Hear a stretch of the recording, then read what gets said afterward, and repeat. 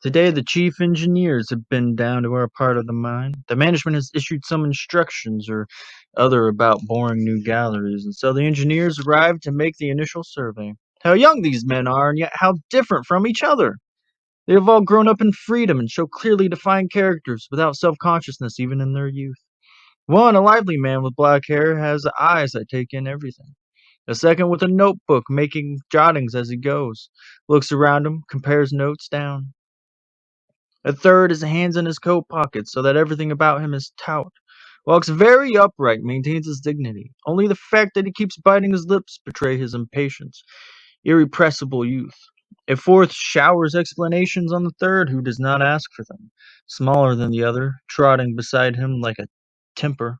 His index finger always in the air, he seems to be making a running commentary on everything he sees. A fifth, perhaps the senior in rank, suffers no one to accompany him. Now he is in front, now behind, the group accommodates its pace to him. He is pallid and frail. Responsibility has made his eyes hollow. He often presses his hands to his forehead in thought. The sixth and seventh walk leaning forward a little, their heads close together, arm in arm, in confidential talk. If this were not unmistakably our coal mine and our working station in the deepest gallery, one could easily believe that these bony, clean-shaven, knobbly-nosed gentlemen were young clerics. One of them laughs mostly to himself with a cat-like purring, the other, smiling too, leads the conversation and beats some kind of time to it with his free hand. How sure these two must be of their position, yes.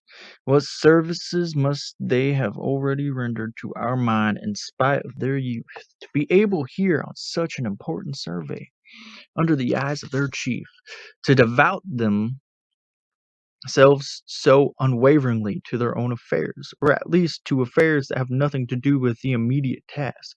Or might it be possible that, in spite of their laughter and apparent inattention, they are very well aware of whatever is needful? One scarcely ventures to pass a decisive judgment on gentlemen like these. On the other hand, there is no doubt at all that the eighth man, for instance, is incomparably more intent on his work than these two. Indeed, more than all the other gentlemen, he has to touch everything and tap it with a little hammer, which he keeps taking out of his pocket and putting it back again. He often goes down on his knees in the dirt despite his elegant attire, and taps the ground, then again taps the walls as he walks along or the roof over his head. But once he stretched himself out at full length and lay still.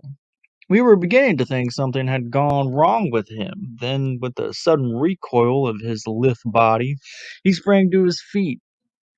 He had only been making another investigation. We fancy that we know our mine and its rock formations, but what this engineer can be sounding all the time in such a manner lies beyond our comprehension.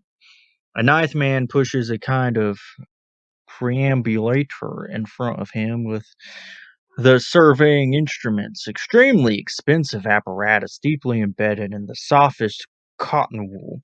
The office porter ought really to be pushing this vehicle, but he is not trusted with it.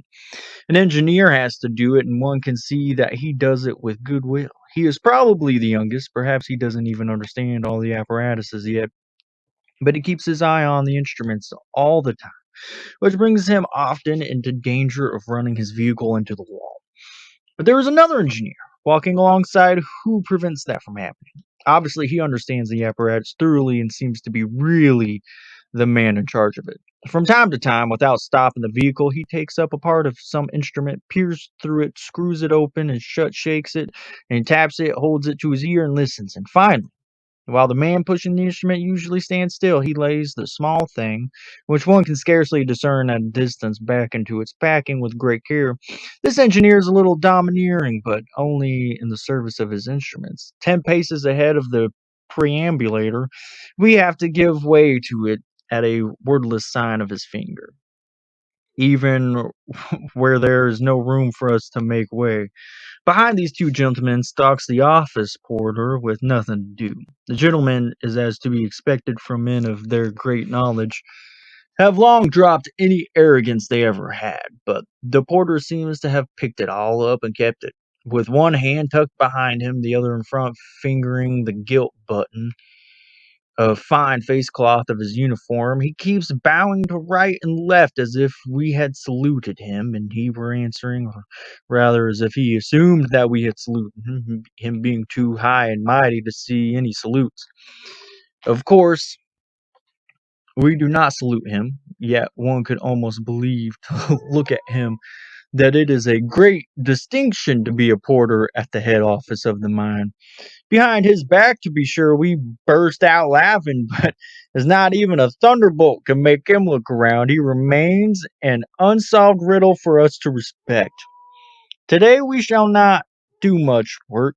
The interruption has been too interesting.